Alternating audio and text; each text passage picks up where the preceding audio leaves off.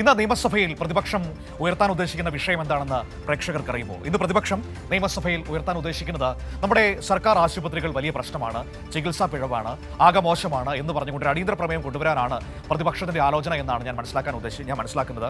ഇത് പറയാനൊരു കാരണമുണ്ട്.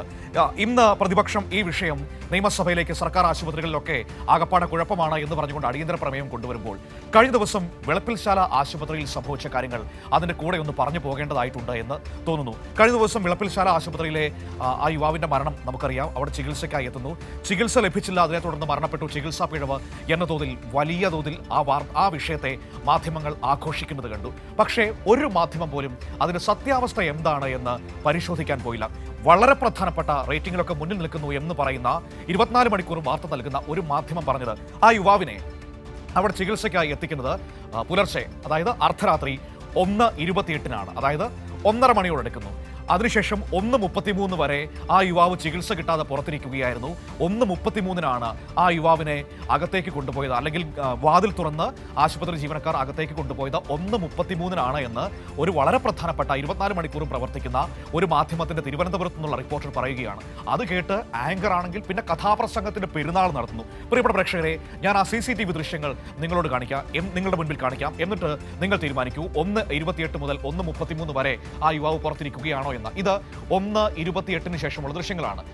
1:28-ന് അവിടെ എത്തി ഏകദേശം 1:30 ആകുമ്പോൾ ആ യുവാവിനെ 1:30-നുള്ള വീഡിയോയാണ് നമ്മൾ ഈ കാണുന്നത്.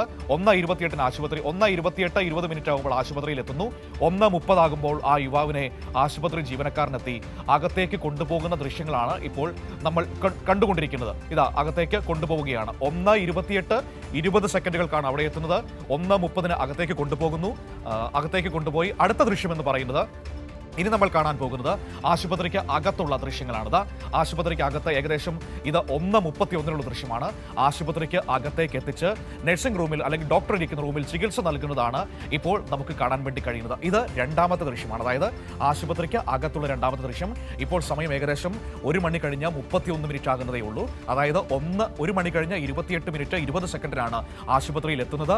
1:30-ന് ആശുപത്രിക്ക് അകത്തേക്ക് കയറ്റുന്നു. 1:31-ന് ഡോക്ടറുടെ റൂമിൽ ചികിത്സയും മറ്റും നൽകുകയാണ്. ആ ദൃശ്യങ്ങളാണ് ഇപ്പോൾ നമ്മൾ കാണാൻ പോകുന്നത്. ഇനി അടുത്ത ദൃശ്യം എന്ന് പറയുന്നത് ആശുപത്രിയിൽ നിന്ന് പുറത്തേക്ക് കൊണ്ടുവരുന്ന ദൃശ്യമാണ് ഇനി നമ്മൾ കാണാൻ വേണ്ടി പോകുന്നത്. ആശുപത്രിയിൽ നിന്ന് രോഗിനെ കൊണ്ട് ഇപ്പോൾ തന്നെ പുറത്തേക്ക് വരുന്ന ആ ദൃശ്യം നമ്മൾ കാണുകയാണ്. അവിടെ വീൽ ചെയറിൽ പുറത്തേക്ക് കൊണ്ടുവരുന്നത് നമുക്ക് ആ ദൃശ്യങ്ങളിൽ കാണാൻ കഴിയുന്നുണ്ട്. CCTV ദൃശ്യമായതുകൊണ്ടാണ് കുറച്ചൊരു ഫെയ്ഡ് ഔട്ട് ആയിട്ട് നിങ്ങൾക്ക് തോന്നുന്നത്. ഇത് 1:32-നുള്ള അടുത്ത ദൃശ്യമാണ്, 1:33-നുള്ള അടുത്ത ദൃശ്യമാണ്. അതായത് ഈ ഇഞ്ചക്ഷനും നെബുലൈസേഷനും കഴിഞ്ഞതിന് ശേഷം രോഗിയെ പുറത്തേക്ക് കൊണ്ടുവരുന്ന ദൃശ്യം. അടുത്ത ദൃശ്യം എന്ന് പറയുന്നത് നമ്മൾ ഈ രോഗിയെ ആംബുലൻസിൽ കയറ്റി കൊണ്ടുപോകുന്ന ദൃശ്യങ്ങൾ. അതിന്റെ സമയം നിങ്ങൾ നോക്കൂ, 1 മണി കഴിഞ്ഞ് 37 മിനിറ്റ് 55 സെക്കൻഡ്. അപ്പോൾ രോഗിയെ ആംബുലൻസിൽ കയറ്റി പ്രാഥമിക ചികിത്സ നൽകിയതിനു ശേഷം ഓക്സിജൻ സപ്പോർട്ടോടുകൂടി ആംബുലൻസിൽ കയറ്റി മെഡിക്കൽ കോളേജിലേക്ക് കൊണ്ടുപോകുന്നത് നിങ്ങൾക്ക് ഇവിടെ കാണാൻ കഴിയും. ഒന്ന് ഓർത്തു നോക്കൂ, ഈ ദൃശ്യങ്ങൾ നമ്മുടെ മുൻപിൽ തെളിവുകളായി നിൽക്കുമ്പോഴാണ് ഒരു മാധ്യമ പ്രവർത്തക തിരുവനന്തപുരത്ത് നിന്ന് അവരുടെ ചാനലിലൂടെ വിളിച്ചു പറയുന്നത് 1:28 മുതൽ 1:33 വരെ ആ യുവാവിന് ചികിത്സ കിട്ടാതെ പുറത്തിരിക്കേണ്ടി വന്നുവെന്ന്. നിങ്ങൾ ഈ ദൃശ്യങ്ങളിൽ 1:33-ന് ആ രോഗി എവിടെയായിരുന്നു എന്ന് കണ്ടതല്ലേ?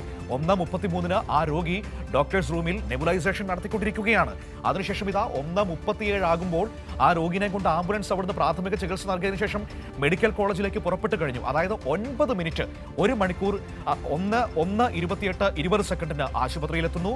1:37 ആകുമ്പോൾ പ്രാഥമിക ചികിത്സ നൽകിയതിനു ശേഷം ആ യുവാവിനെയും കൊണ്ട് ഓക്സിജൻ സപ്പോർട്ടോടുകൂടിയ ആംബുലൻസിൽ മെഡിക്കൽ കോളേജിലേക്ക് പുറപ്പെട്ടു കഴിഞ്ഞു എന്നതാണ്. ഇവിടെ എവിടെയാണ് ഒരു ചികിത്സ കിട്ടുന്നതിൽ വൈകിയത് എന്ന് നമുക്ക് പറയാൻ പറ്റുക? അവിടെ പറയുന്ന ഒരു കാര്യം, ഇപ്പോൾ അവർ 1:28-ന് അവിടെ എത്തുന്നു, 1:30-നാണ് ആശുപത്രിയിലേക്ക് കയറുന്നത്.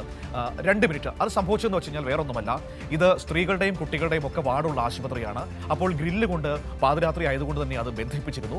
അപ്പോൾ സ്വാഭാവികമായും അവർ വന്ന് വിളിച്ച് ആ വാതിൽ തുറക്കുന്ന, ആ ഗ്രില്ല് തുറക്കുന്ന സമയം മാത്രമാണ് അവിടെ എടുത്തത്. അതിന് ആ സമയത്തെയാണ് 5 മിനിറ്റ് ആ രോഗിയെ ചികിത്സ നൽകാതെ പുറത്തിരുത്തിയെന്ന് മാധ്യമം വാർത്ത കൊടുത്തു. നിങ്ങൾ ഓർത്തു നോക്കൂ, എത്രമാത്രം മോശമായ സമീപനമാണ് ഈ നാട്ടിലെ പൊതുജന ആരോഗ്യ സംവിധാനത്തോട് ചില മാധ്യമങ്ങൾക്കുള്ളത്. എന്തിനു വേണ്ടിയിട്ടാണ്? ഇതാരെ സഹായിക്കാൻ വേണ്ടിയിട്ടാണ് ഈ നുണകൾ ഇങ്ങനെ പറഞ്ഞുകൊണ്ടിരിക്കുന്നത്? ആർക്കാണ് ആത്യന്തികമായി ഇങ്ങനെ ഗുണം കിട്ടുക? നമ്മുടെ നാട്ടിലെ പൊതുജന ആരോഗ്യ സംവിധാനം തകർന്നാൽ, അല്ലെങ്കിൽ അത് മോശമാണ് എന്നൊരു പ്രതീതി വരുത്തി തീർത്താൽ അതിന്റെ ഗുണം ആർക്കാണ് കിട്ടുക? ഉറപ്പല്ലേ അത് സ്വകാര്യ ആശുപത്രി ലോബികൾക്കല്ലേ? നിങ്ങൾ നോർത്തെ, ഇപ്പോൾ കരൾ മാറ്റിവെക്കൽ ശസ്ത്രക്രിയ അടക്കം അല്ലെങ്കിൽ അവയവ മാറ്റിവെക്കൽ ശസ്ത്രക്രിയ അടക്കം നമ്മുടെ ജില്ലാ ആശുപത്രികളിലും മെഡിക്കൽ കോളേജുകളിലും സൗജന്യമായി ചെയ്തു കൊടുക്കുന്ന ഒരു കാലം കൂടിയാണ്. പണ്ടൊക്കെ ഇതൊക്കെ സ്വകാര്യ ആശുപത്രികളിൽ ചെയ്യാൻ പറ്റുമായിരുന്നുള്ളൂ. എന്നാൽ ഇപ്പോൾ അത് സൗജന്യമായി നമ്മുടെ സർക്കാർ ആശുപത്രികളിൽ ചെയ്തു കൊടുക്കുകയാണ്. സ്വാഭാവികമായും സ്വകാര്യ ആശുപത്രി മാനേജ്മെന്റുകൾക്കൊക്കെ എത്ര വലിയ നഷ്ടമായിരിക്കും ഉണ്ടാവുക. അപ്പോൾ ഈ വാർത്തകളൊക്കെ എന്തിന്റെ അടിസ്ഥാനത്തിൽ വരുന്നതായിരിക്കും? ഇത് സ്വകാര്യ ലോബികളെ സഹായിക്കാനാണ് എന്നതിൽ ഒരു സംശയവും വേണ്ട. നമ്മളെല്ലാവർക്കും രാഷ്ട്രീയമുണ്ടാകും. വാർത്ത റിപ്പോർട്ട് ചെയ്യുന്ന മാധ്യമ പ്രവർത്തകർക്കും വാർത്ത വായിക്കുന്ന ആങ്കർമാർക്കും ഒക്കെ രാഷ്ട്രീയമുണ്ടാകും. പക്ഷേ ഇത്തരത്തിലുള്ള വാർത്തകൾ വരുമ്പോഴെങ്കിലും ആ രാഷ്ട്രീയമൊന്നും മാറ്റിവെച്ച് അതിനെ മനുഷ്യത്വപരമായി ഒന്ന് സമീപിച്ചാൽ കൊള്ളാമെന്ന് മാത്രമാണ് എനിക്ക് ഇതിനകത്ത് പറയാനുള്ളത്. ആ മാധ്യമം ഇതുവരെ ഈ വിഷയത്തിൽ ഒരു വിശദീകരണം നൽകിയിട്ടില്ല. എന്തുകൊണ്ടാണ് 1:28 മുതൽ 1:33 വരെ ചികിത്സ ആ യുവാവിന് ലഭിച്ചില്ല എന്ന് പറഞ്ഞത് എന്തുകൊണ്ടാണ് എന്നതിൽ ഒരു വിശദീകരണം ഈ നിമിഷം വരെ നൽകിയിട്ടില്ല. അതാണ് അതിൻ്റെ ഏറ്റവും പ്രധാനപ്പെട്ട കാര്യം. ഞങ്ങൾ വലിയ സത്യസന്ധരാണ്, ഞങ്ങൾ വലിയ നിഷ്പക്ഷരാണ് എന്ന് നാഴികയ്ക്ക് 40 വട്ടം വിളിച്ചു പറയുന്നത് ഈ വലിയ പ്രവർത്തന പാരമ്പര്യത്തിൻ്റെ അല്ലെങ്കിൽ നൂറ്റാണ്ട് കാലം പണിയെടുത്തതിൻ്റെ തഴമ്പുണ്ടായിട്ട് കാര്യമില്ല. മനുഷ്യരുടെ മുൻപിലേക്ക് സത്യം വിളിച്ചു പറയാനുള്ള ആർജവം വേണം. ഞാൻ പറയുന്നത് സർക്കാരിനെ പുകഴ്ത്തിക്കൊണ്ടിരിക്കും നിങ്ങളെന്നല്ല പറയുന്നത്. അതിൻ്റെ ആവശ്യവുമില്ല. സർക്കാരിനെ തിരുത്താനുള്ളത് തന്നെയാണ് മാധ്യമങ്ങൾ. പക്ഷേ വസ്തുതകൾ പൊതുസമൂഹത്തോട് പറയണം. അത് പറഞ്ഞില്ലെങ്കിൽ നിങ്ങൾക്ക് വിമർശിക്കാനും യോഗ്യതയില്ല എന്ന് തന്നെ പറയേണ്ടി വരും. 1:28 1:30 ആശുപത്രിയിലേക്ക് കയറിപ്പോയ യുവാവ് 1:28 മുതൽ 33 വരെ പുറത്തിരിക്കുകയായിരുന്നു. ആരും തിരിഞ്ഞു നോക്കിയില്ല എന്ന കള്ളവാർത്തയെ പൊതുസമൂഹമേ നിങ്ങൾ വിലയിരുത്തൂ, നിങ്ങൾ മനസ്സിലാക്കൂ ഈ നാട്ടിലെ മാധ്യമങ്ങളുടെ സമീപനം എന്താണെന്ന്. അത് പറയാൻ വേണ്ടി മാത്രമാണ് ഞാൻ ഈ ദൃശ്യങ്ങൾ നിങ്ങളുടെ മുൻപിലേക്ക് നൽകിയത്. ഇതാ 1:37 ദൃശ്യങ്ങളിൽ കാണുന്നുണ്ട്. ഓക്സിജൻ സപ്പോർട്ടോടു കൂടി ആ യുവാവിനെ ആംബുലൻസിലേക്ക് കയറ്റിവിടുന്നത് നമുക്ക് ആ ദൃശ്യങ്ങളിൽ കാണാൻ കഴിയുന്നുണ്ട്. ആ യുവാവ് മരണപ്പെട്ടു പോയി എന്നത് ഏറ്റവും ദൗർഭാഗ്യകരമായ സംഭവമാണ്. ഒരിക്കലും നടക്കാൻ പാടില്ലാത്തതാണ്. ദൗർഭാഗ്യകരമാണ്. നമ്മൾ പ്രതീക്ഷിച്ചിരുന്നില്ല. നേരത്തെയും ആ യുവാവിന് ഹൃദയ സംബന്ധമായ പ്രശ്നമുണ്ടായിരുന്നു.